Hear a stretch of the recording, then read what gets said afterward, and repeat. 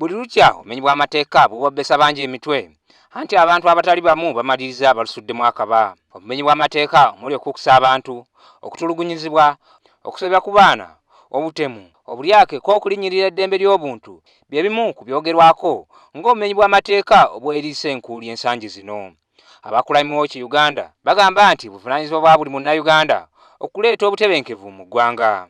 Okutambula ne munne mu lugendo luno olw'okuziyiza oba okutangira obumenyi bw'amateeka mu Uganda.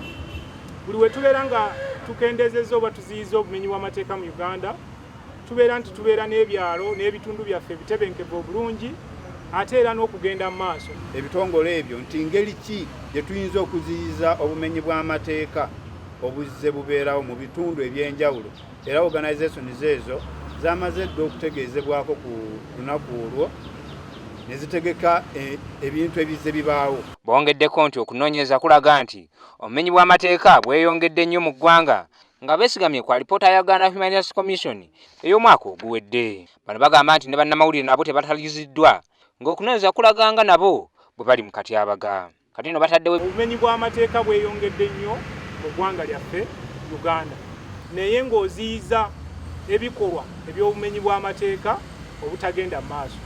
Bw'obeera okirabye kyonna tugenda kusomesa abantu engeri gye basobola okuwaayo amawulire. Ebikujjuko ebanyiddwa nga Annual Crime Prevention Awareness Week ng'era muno baakusiimiramu n'abantu abatali bamu abaliko kye bakoze mu kulwanyisa obumenyi bw'amateeka. Ebikujjuko bino byakutandika nga Septemba 21 ku kibangirizi ekya Uganda Railways. Ndi Ajini Suntale ku lwa WBS TV.